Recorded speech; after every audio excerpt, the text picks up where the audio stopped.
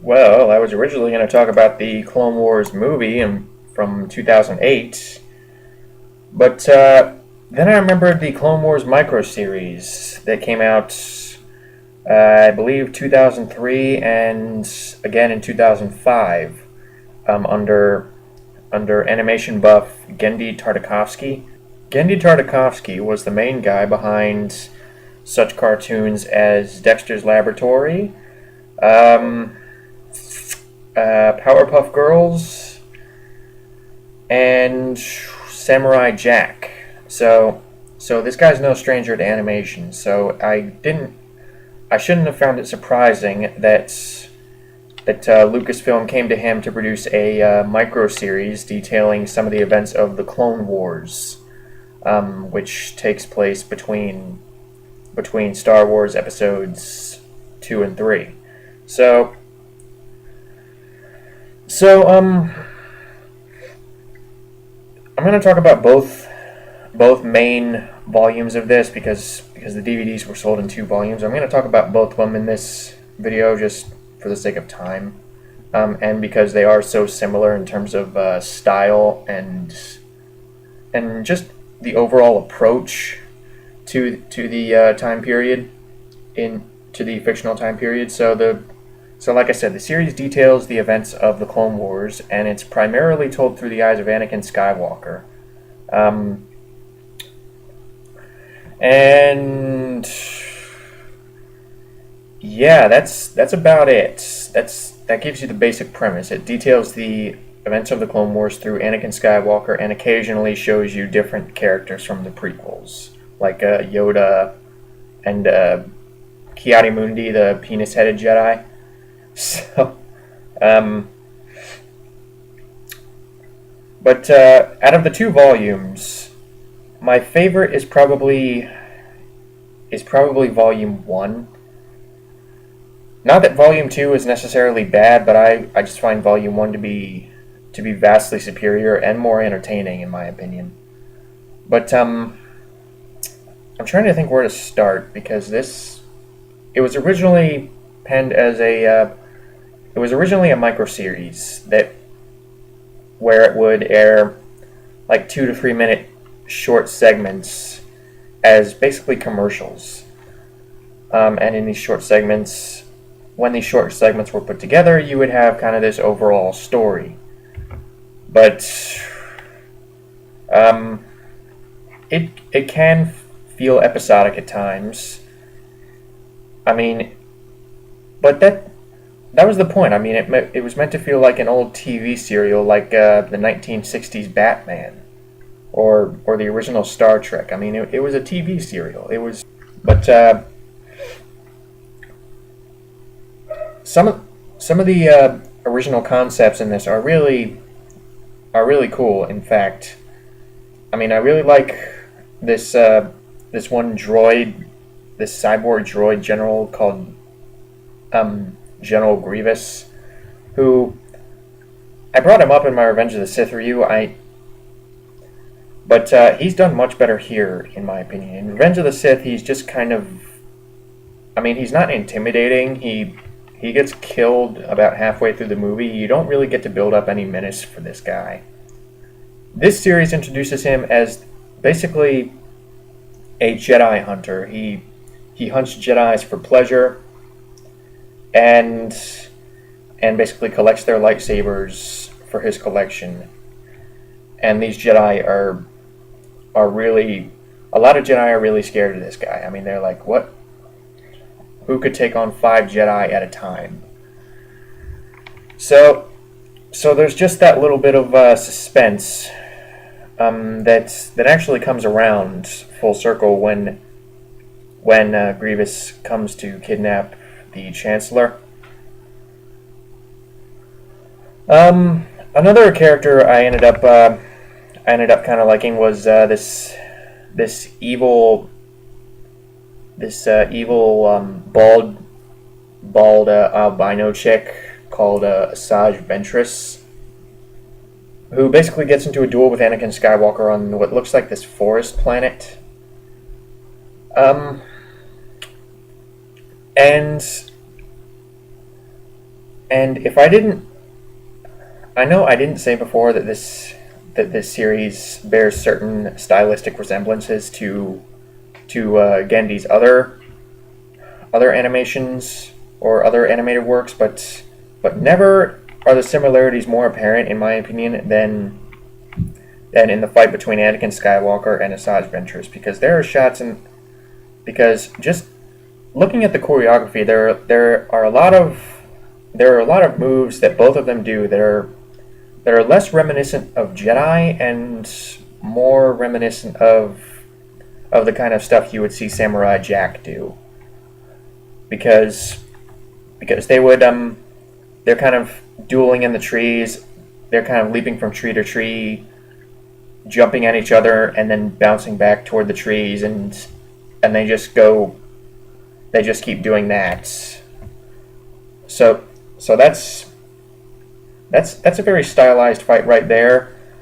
At the same time, you don't really see them, but you see a branch become sliced through, and you don't actually see the character slice through the branch. You just see this wisp, like they're moving so fast that they slice through the branch while you barely saw them.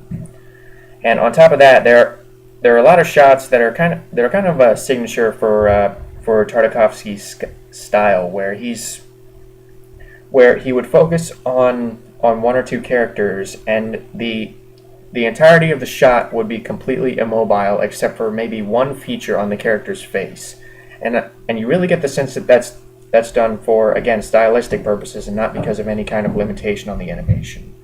I mean there are several close-ups where you just see their eyes get narrower, like they're squinting in a really cool way. That sounded much better in my head, but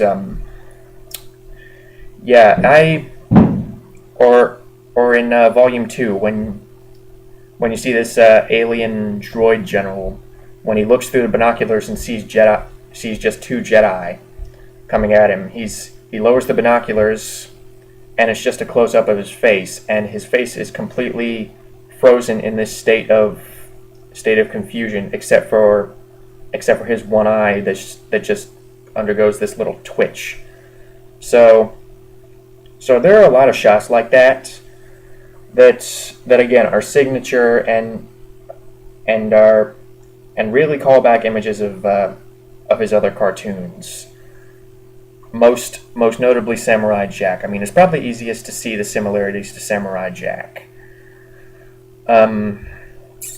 For obvious reasons. I mean, Jedi use swords, but a lot of the fight between Anakin Skywalker and Asajj Ventress is kind of reminiscent of a lot of old samurai flicks, where you would have them take a break during the fight, not because they were tired, but because they're kind of sizing each other up, or they're looking for each other in this really dark cavern. Like it must have been like a solid 1 or 2 minute shot, or not shot, but solid 1 or 2 minute interval where they're not even fighting. Like Asajj Ventress is standing on top of this stone complex. Skywalker is standing on the ground, and they just kind of stand there sizing each other up. They are completely immobile. They are just standing there with their lightsabers out. And rain starts to come down, and it's all very atmospheric. So yeah, what else is impressive? Okay, the stuff that they're able to put on screen, especially in a 2D animated cartoon made for television, is very impressive. I mean, particularly in Volume 2, where I would argue that the animation got better. There's a shot in Volume 2 where it takes place in space. Anakin Skywalker is basically demonstrating his piloting skills by by flying all over this enemy space station, and basically outmaneuvering these two enemy starfighters that are trying to get him. And it's all done in one shot, but it's like this 30-second shot of these ships moving so fluidly and so fast. And I mean, it's really something to see some of these shots. What else? The voice acting is it's okay. I mean, unfortunately, they do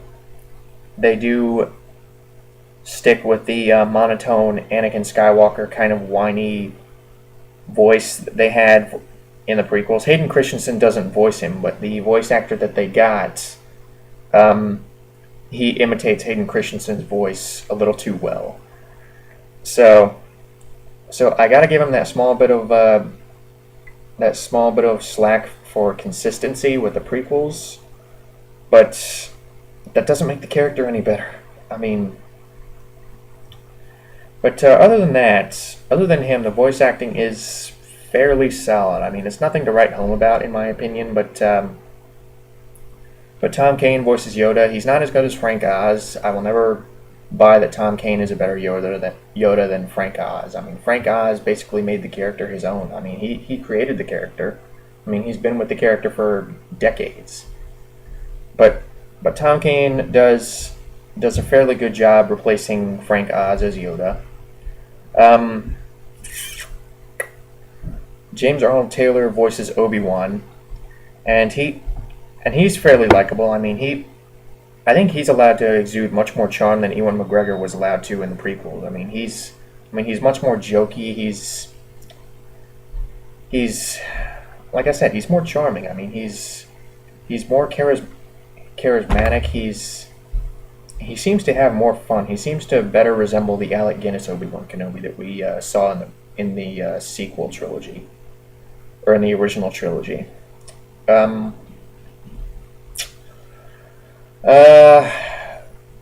Mace Windu, the Samuel L. Jackson character, is voiced by Kratos. And what he basically sounds like Kratos, except on relaxants. I mean, but again, they're keeping it consistent with the prequels, so I can't really fault T.C. Carson too much, but I would have liked to have seen a little bit more emotion from him, in spite of what he had to work with. But Corey Barton replaces Christopher Lee as Count Dooku. I still can't believe that's his name, but he plays the Christopher Lee role, and he does fairly well. I mean, he doesn't sound quite like Christopher Lee. I mean, he sounds like Christopher Lee, but with not as deep a voice. I mean,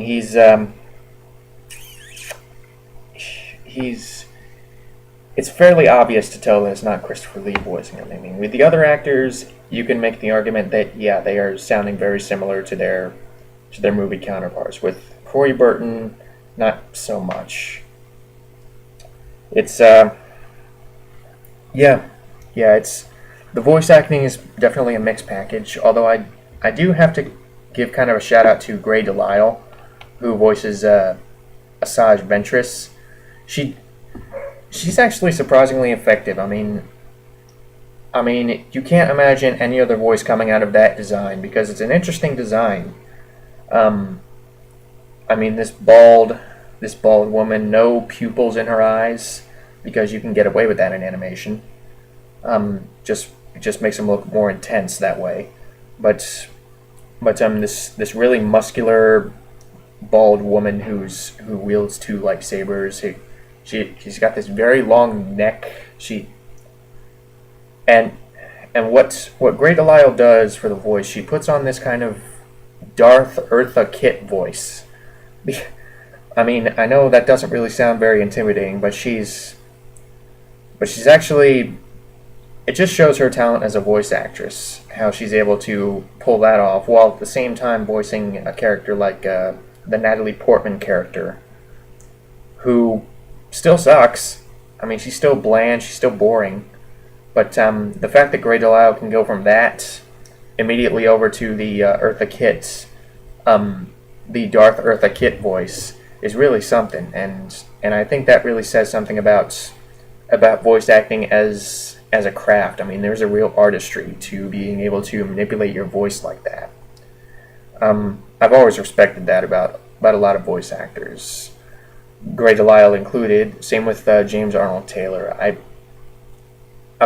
find myself siding less with James Arnold Taylor because he's played some really annoying characters.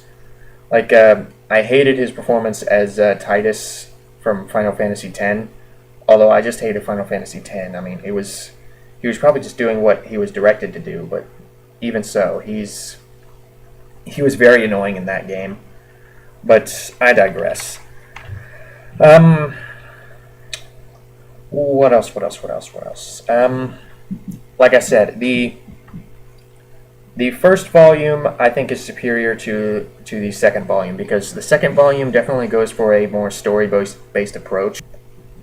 Tartakovsky and company must have been under some kind of pressure from Lucas and the guys over at Lucasfilm to tie it in with Revenge of the Sith, while at the same time giving some kind of conclusion to the cliffhanger of Volume 1. I mean, so I do have to give them a little bit of slack for the second volume, again, in my opinion, lacking in comparison to the first volume, because the first volume, again, is very episodic. I mean, you get this real sense of fun. There's not a whole lot of story going on, but I like the fact that it's like this TV serial. I mean, a lot of the little mini plot lines in that one are essentially standalone plot lines. I mean, really, the only overarching plot line in that one is Obi-Wan taking this planet from the Separatists, and then Anakin Skywalker going off to fight Ventress, and then them eventually meeting up at the end. So that's really the only overarching plot line. The rest of it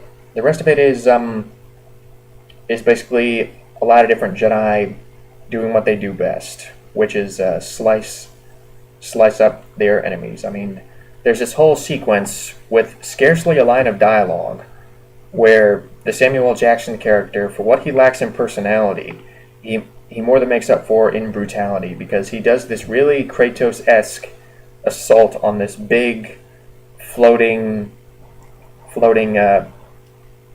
droid ship that's sailing over this grassland, and he eventually loses his lightsaber. So at one point he's kind of doing these force powered punches.